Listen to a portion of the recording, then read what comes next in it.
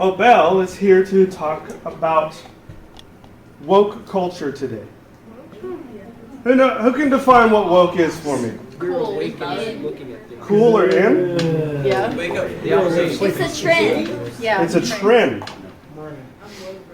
Does anybody have any other definitions of what woke is? Disney. What's popular? Disney, explain what Disney is. We're going to take everything, we're going to make it black, we're going to make it gay. Whoa, hey, whoa. That's a little insensitive. We got controversial. All right, okay, Alex, even though you're a bit crude, you did bring up a good point. You're talking about it has a lot to do with culture, right? It has a lot to do with maybe making things normal, maybe making things acceptable, right? And it's like it's trying to create conflict between people, in a way. Like, for instance, I'm not being racist. Oh, no. All right. You start off with that. Maybe sit down. I feel like we're trying to actually appease It's okay, you can say it now. All right, Alex, we'll handle it. By bringing up all of these race problems, they're acting like there's a problem when there's not really a problem there. Like there wasn't a problem. Why are you making something out of it? Okay, David. Look at this nice guy. It's not a problem. You're artificially, like, bringing up the power of minorities by, like, downgrading white people and making them, like, artificially better. Don't laugh. Those are opinions. That's good. That's good. Hey, hey, guys. No. Hey, guys. Hey, get back. Boycott. Good talk. I know. Hey, what is happening? You said, hey, guys, get it together, okay? Everybody shut up. Talking about it. Now, shut. Guys, this is a controversial topic. This is very heated among your age and the age above you and the age above it and everybody else. So guys, we're going to talk about this today. We're going to talk about how damaging woke culture can be. And I want you guys to listen because this is actually very important to your own lives, to the people of those around you. And it's important to understand as a Christian what this stuff means. Okay? So, without further ado, sorry we just had a little... It's all right. Perfect. Just no more shouting. We're going to listen to Obel, okay?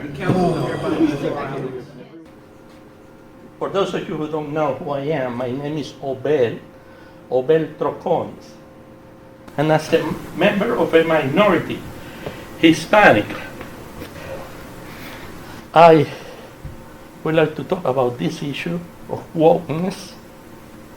And as a Christian, and as a philosopher, I would like to ask you, please, brothers and sisters, please, you have to give people the right to express their opinion and listen to it with respect. Okay? So, wokeism. I came across this book, Woke Church. Guys, this is so intense in the contemporary discourse in America that is getting to the church. I'm going to tell you the origin of this. The origin of this, we're going to find out. But let's see. In order to give a right explanation of what this is, let's see what woke and wokeism is, okay? If you don't understand a term I use, since we are not here to do a test, please say, Obel, can you tell me what you mean by that? This is the way I learned in school. Hey, teacher, I don't understand what you're saying. Can you explain that to me? And that's what I got to do great. So woke or wokeism. Woke is a term used to refer to being aware. Now, being aware of what? What do you have to be aware of in wokeism? Being aware of mainly two issues. Number one, social injustice. Let's decompose that term. Take it apart. Social talks about a gathering of human beings, social. Injustice, lack of justice. So, lack of justice in a social setting. Number two, racism and racial discrimination. So you get the term. Defining someone due to their race, and discriminating is to make differentiation, set them apart from other groups because of their race. So, woke refers to being aware of social injustice and racism and racial discrimination, period. It involves those two ideas, okay? In other words, being woke means being socially and politically conscious that there exists social injustice and racial inequality. What do you see interesting in this definition? Look at these two words. Being socially, that means whenever you go out, you face society, unless you live in an island where you are alone. You don't have society because you live alone. But as long as there's one another person, there is a social environment. Because there is another person like you in there. That is social. So socially means in the social environment. In school, in church, when you go in the market, shopping mall, hospital, concerts, whatever, social. And politically. That means in your life and in your political decision. Being conscious on those two spheres that there exists, in fact, social injustice and racial inequalities. Or, being woke means, this is a definition that we found in books, right? Being informed, educated, and conscious understanding of social injustice and racial inequalities that are systemically present in the Western world. This is heavy. This I cannot accept. This argument I can refute. People can say it, but now I refute it. You have the right to say it. I have the right to refute that. Do you understand the word refute? I refute that statement. Systematically. Do you know what that word means? It is in the system, inherited in the system. So in the system of life of this society, of the American society, it is inherited. It is ingrown. It belongs to the very essence of the American society, racism and social injustice. I refute that argument with historical basis. History is a weapon that I can use because it's reality. Okay? Now they say that is in the Western world. Who knows what that means? Western world. Do you know what I mean when I say Western world? Or when you hear Western society? Or when you hear Western civilization? Some do. I want to explain what that means. Please pay attention here. I can send these PowerPoints to you whenever you want, okay? So you have it. You know what that is? That's the earth where we live, in a flat plane, because it's not like that. It is in a sphere. You know where we are? Right there. This is the American continent. I come from America, but from South America. Venezuela is right here. So a flight from Venezuela to Miami, 2 hours. Okay? Western world. Western world talks about this part of the world, the Americas, North America, Central America, South America, is part of the Western world because we were colonized by the Europeans. So let's go to Europe. Do you know this part of the world?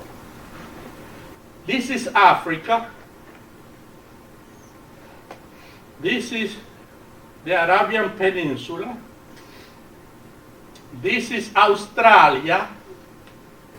This is the Asian countries, Russia and China, and Europe. Let me go a bit further. This is the Earth seen from a Google view. Western world is the West. West of what? Where is the center? If there's a West, there is an East, right? So where is the center so that we talk about an East world and a Western world? Nowadays, Ukraine, Belarus, Latvia, here is Moscow, Russia, Armenia, Turkey, no, take it away. So Western world is Europe. So this is like the line here, including Israel, which is right here. So all of this area of Northern Europe, or Europe, Israel, and the Americas, that's what is called the Western world. This area here is called the Eastern world. This here is called the Middle East, because the Eastern world is like China and countries, Japan, South Korea, all those areas. There are East, Middle East, and West. Africa is like in the middle. So when you talk about the Western world, you talk about this area of Europe up to Ukraine, which is in war now, do you know? Or Russia against Ukraine, that they want to take it back. So it belongs to Ukraine and it's no longer Western world, Israel, and the Americas. There is called Western civilization because it is a Judeo-Christian civilization. It is based in Judeo-Christian values. Okay? Russia, China, what other country comes to your mind that is not in the Western world? Iran, East. Mongolia, East. Mexico, what do you think it is? Western world. Venezuela, Western world. Why? Because we have a Judeo-Christian system. We believe in Yahweh and Jesus Christ, and Yahweh is the Hebrew God, is the same God as ours in the Old Testament. You know what I'm saying? Attention to this. Keeping that in mind, I'm going to give you a spoiler. Woke ideology or way of thinking is a fancy way or euphemism. Euphemism is a nice, beautiful way of saying things. Euphemism. To refer to Marxism, communism, or socialism. And it's a way, more specifically, to refer to cultural Marxism. Did you know that? Marxism is the same thing as communism, is the same thing as socialism. Now, Marxism is an mostly economic ideology. Social Marxism is taking Marxism in the economical sense and apply it to culture. So when I hear the word woke church, I know they are talking about Marxist church. I would like to explain to you next Wednesday, because, real quick, the ultimate and most cherished goals of Marxism or communism or socialism and cultural Marxism are the following. They have some very, very ultimate goals. The total destruction of the Western society. This is a plan, a very well thought plan. Second goal, the total disappearance of the Judeo-Christian religious embodiment. This is what they want. Third goal, total annihilation of capitalism and conservative libertarian democracy. They seek that. And in order to achieve these goals, 4 things needs to be destroyed. And I will end here. They need to destroy 4 things. Stand in the way, always. Always. 4 things they need to destroy. These are, they need to destroy the United States of America. Literally. Literally. For this country has been, or used to have, the most successful political and economic system humanity have ever known, whether you like it or not. Whether you like it or not, based on a capitalistic and conservative libertarian democracy, which has given rise to the strongest, most successful and free society that has ever existed. Something that Marxists, communists, and socialists, they cannot tolerate that. It is against their principles, and we will see that. It is so anti-Christian, it is so anti-human, and yet there are so many people that are attracted to it. In my opinion, only the devil can do that. So they need to destroy the U.S. They have been trying to do it since I was a kid in my country.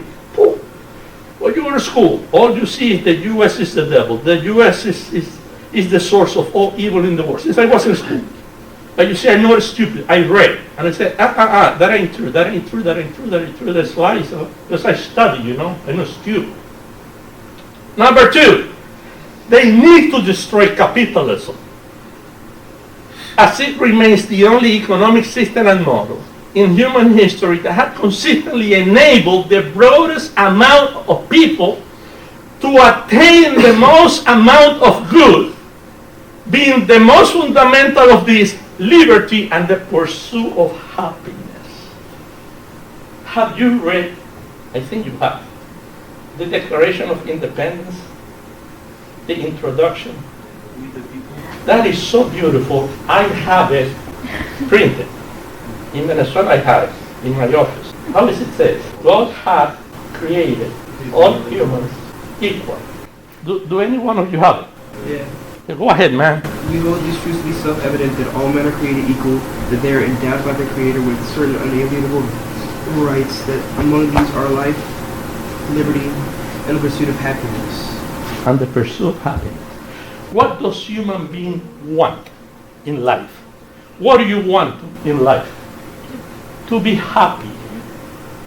Do anyone here strives to be bad, to feel bad, to be sick, to be poor? Who strives for that? Everybody strives to be happy. The pursuit of happiness. That is a God-given right. So, U.S. capitalism, and with all its defects and deficiencies, no other economic system or model in history of humanity can claim such an achievement. 3, traditional families. They want to destroy that. And what do I mean by traditional family? A dad who is a man, a mom who is a woman, kids who are males or females, for they are the fundamental building blocks on which capitalistic, conservative, libertarian democracy system and society stand. You destroy the concept of family and you destroy society. You destroy society and we end up being worse than beasts in the African deserts. Do you agree with that? Number 4, they need to destroy church and Judeo-Christianity as a whole. For these are the pillars that hold together cultural, social, and family values in our society. I'm going to leave it here. And I hope to see you, and if you have friends, bring it next time. Thank you very much.